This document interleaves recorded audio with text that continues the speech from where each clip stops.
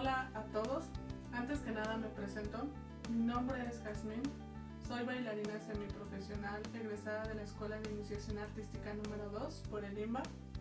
He tomado varios cursos y diplomados, dentro de los que destacan la formación de docencia en la enseñanza de la danza folclórica. Además soy licenciada en Contaduría por la Facultad de Contaduría y Administración de la UNAM. He tenido varios campos de desarrollo en la contaduría, lo que me ha permitido encontrar un punto de convergencia entre el artista y la contaduría. He tenido la fortuna de asesorar a varios artistas de varias disciplinas, tanto para regularizar su situación fiscal como para apoyarlos en los temas fiscales para la solicitud de becas o estímulos fiscales. Por eso el día de hoy quiero platicarles mi experiencia en la importancia de la contabilidad en la vida de un artista. Bueno, vamos a comenzar tomando como punto de referencia la gestión de un proyecto. Recordamos que la gestión de proyecto es fundamental conocer el nivel de inversión que requerimos llevar para sacarla, para realizar ese proyecto.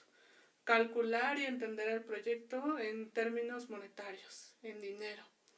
El tema dinero, la financiación, debe de ser uno de los primeros aspectos a tomar en cuenta para ver si nuestro proyecto es viable o no.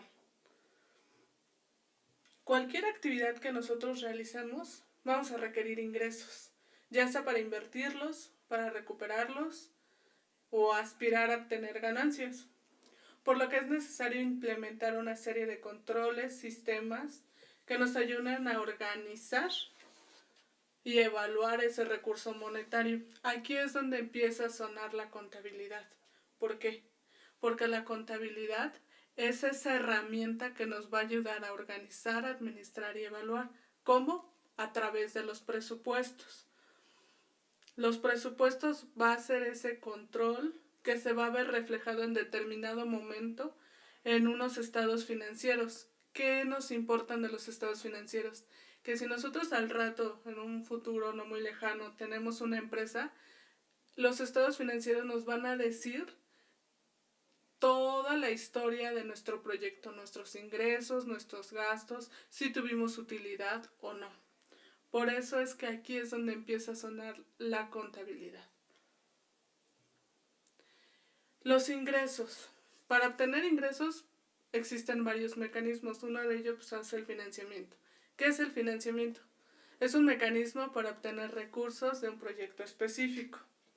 ¿Cómo lo vamos a hacer? Lo vamos a ver reflejado desde la administración. Recuerden que la administración es lo que se va a lograr, cómo se va a lograr, con qué se va a lograr y los recursos disponibles. Dentro de las fuentes de financiamiento tenemos 4 tipos: la directa, la indirecta, la interna y la externa. La directa es la más sencilla y la más compleja porque muchos no tenemos dinero. Es un recurso propio de ahorro generado por otras producciones o por nosotros mismos. Es un apoyo que podemos aportar los miembros de dicho proyecto. Esa es la directa. La indirecta, en tenemos más opciones. Tenemos el subsidio o subvenciones públicas y privadas, los incentivos y becas, los donativos y aportaciones, micromecenazgo, mecenazgo y filantropía, préstamos y patrocinios. Vamos a ver los incentivos y becas. ¿Por qué? Porque esta es la más directa que el artista toma en cuenta para buscar un financiamiento. Los incentivos y becas son estímulos económicos concursables de los recursos públicos o privados, mediante solicitudes directas o fundaciones, organizaciones e instituciones. Aquí, en nuestro país, México, la parte pública se mantiene muy centralista. El gobierno le gusta tener el control, tanto del financiamiento como de las cantidades que se van a aportar al sector artístico y cultural. ¿Cómo es esto?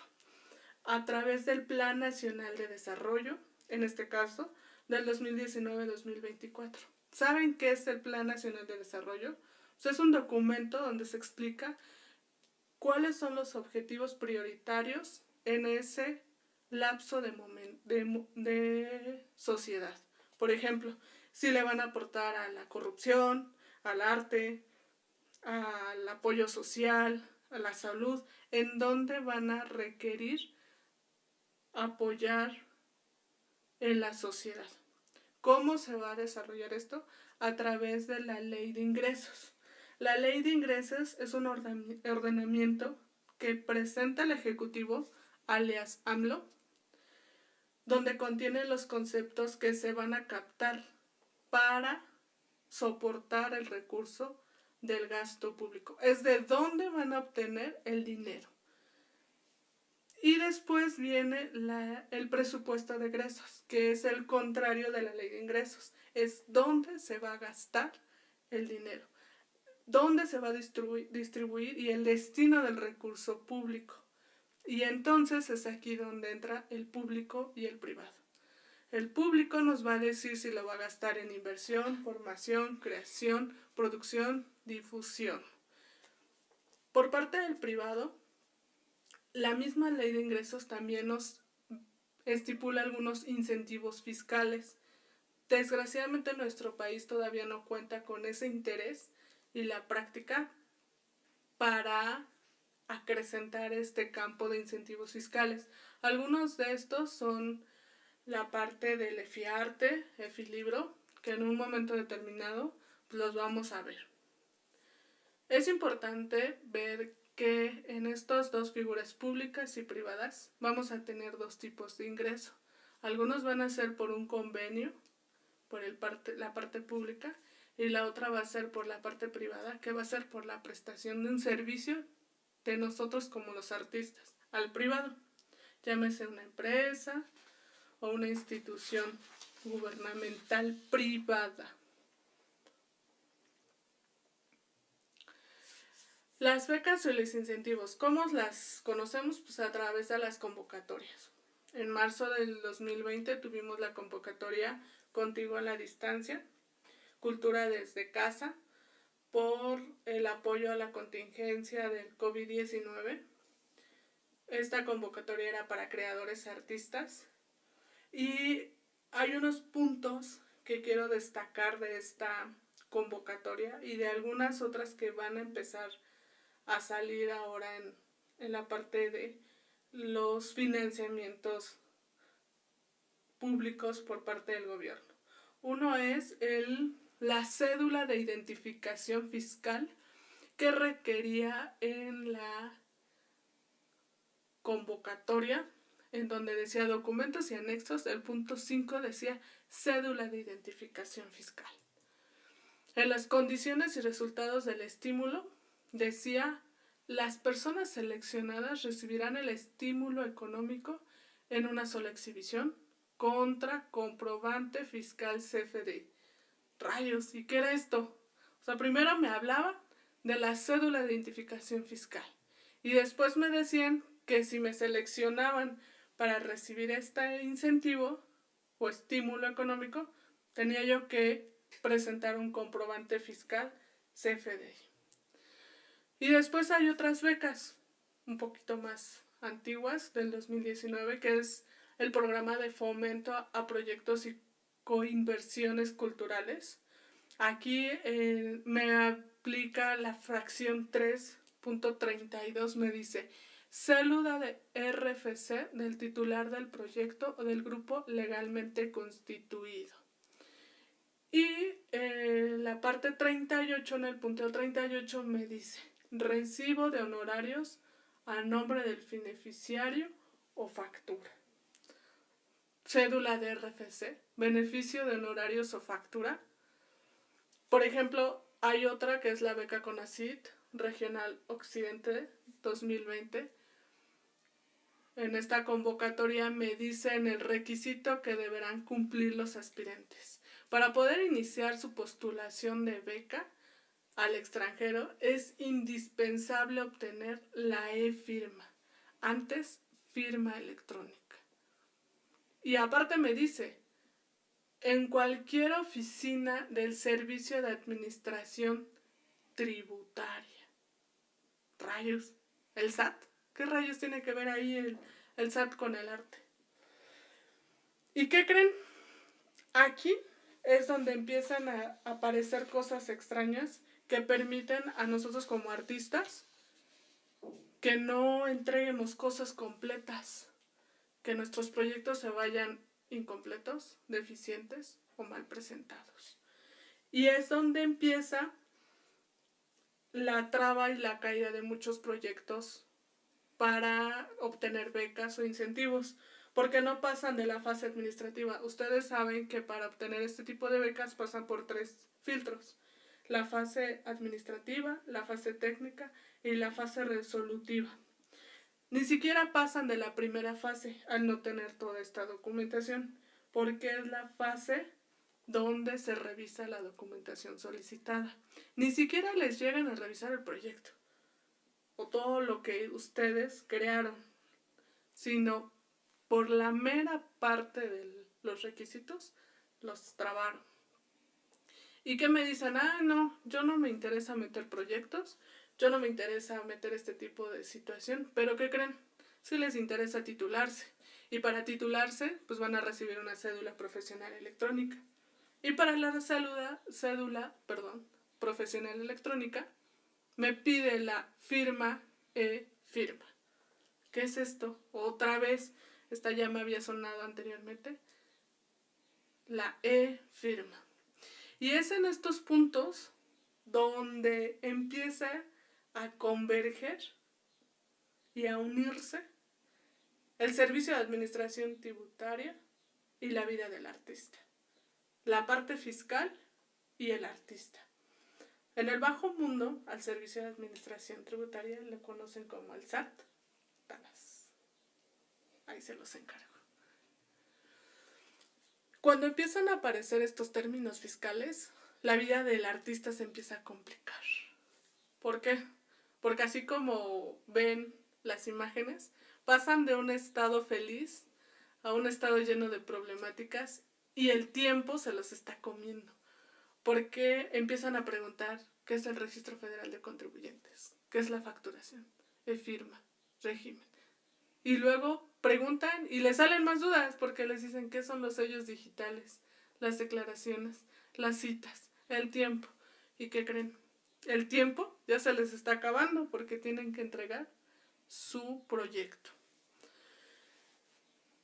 Es aquí donde empezamos a ver los términos fiscales, que me gustaría que nosotros como artistas conociéramos, para que en determinado momento nos sepamos defender ante este tipo de situaciones que las becas, que los incentivos o que nuestra vida profesional nos va a requerir.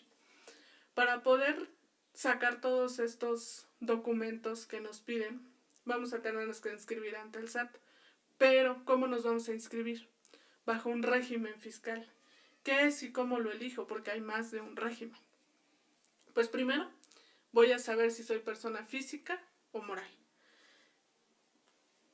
¿Qué es una persona física? Un solo individuo. Persona moral, un conjunto de individuos que buscan un fin común. El régimen fiscal es una categoría que la autoridad impone a través de un conjunto de leyes y organizaciones que rigen la situación tributaria, en nuestro caso para las personas físicas. Este conjunto de leyes y organizaciones se van a manejar a través de derechos y obligaciones que surgen por la actividad que realicemos. En nuestro caso, para el artista, para nosotros como artistas, existen 2 regímenes en los cuales podemos entrar. El primero es sueldos y salarios, que se llama salario en general por la prestación de un servicio subordinado, y el de honorarios, que es actividad empresarial y profesional.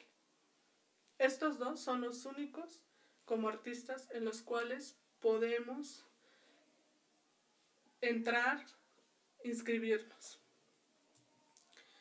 Primero vamos a hablar de sueldos y salarios, o salarios y en general por la prestación de un servicio personal subordinado. ¿Qué características tiene? Sueldos y salarios van a trabajar para uno o varios patrones, o sea, jefes. 2. Va a haber una asignación de actividades en una jornada laboral. ¿Qué es esto de la jornada laboral? 8 horas, una semana, una quincena, horarios dobles, horas extras. Se les paga una cantidad de dinero periódicamente. ¿Qué es esto? La quincena, la semana, la mensualidad. Es fijo ese pago que se realiza. Y existen beneficios extras, que es la prestación de servicios sociales, el aguinaldo, las vacaciones, entre otras.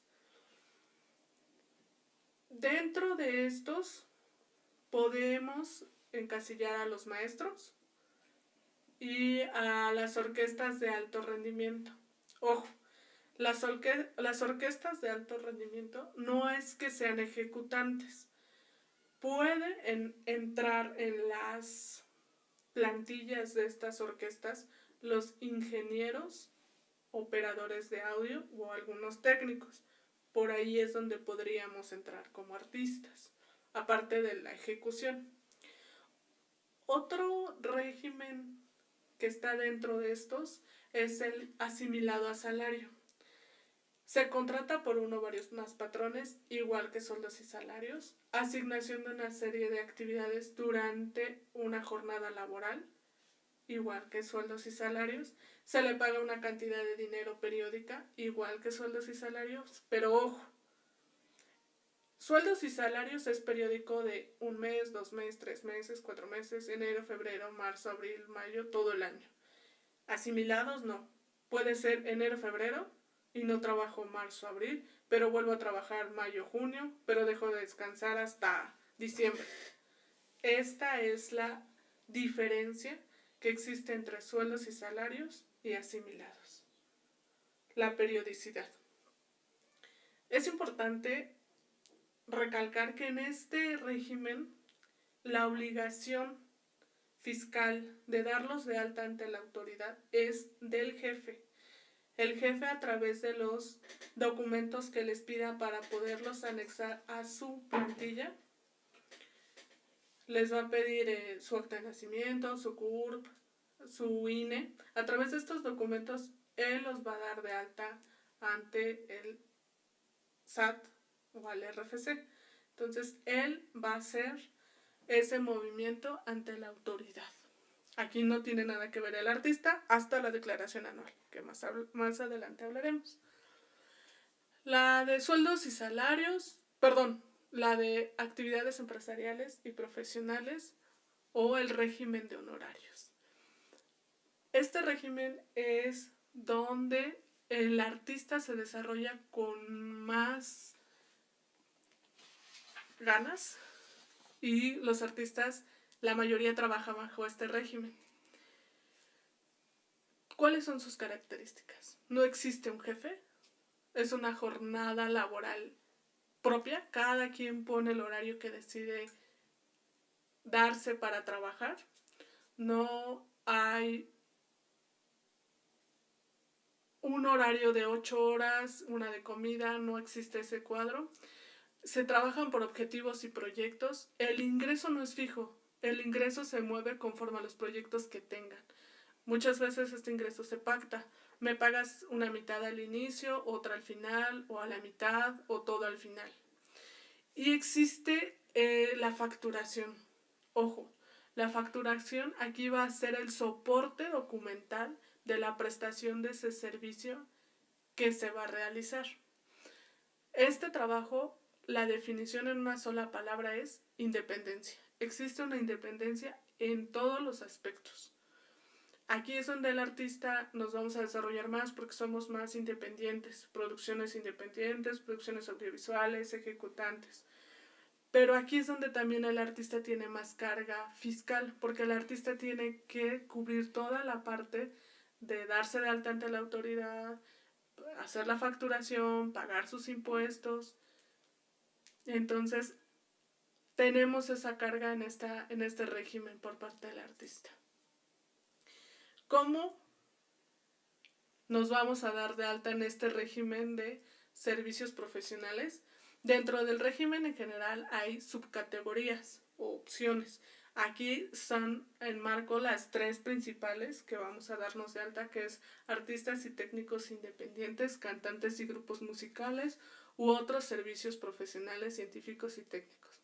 Ojo, la última es solo por si no encasillan en las otras 2. De ahí en fuera no hay otro régimen donde nosotros como artistas nos podamos dar de alta ante la autoridad.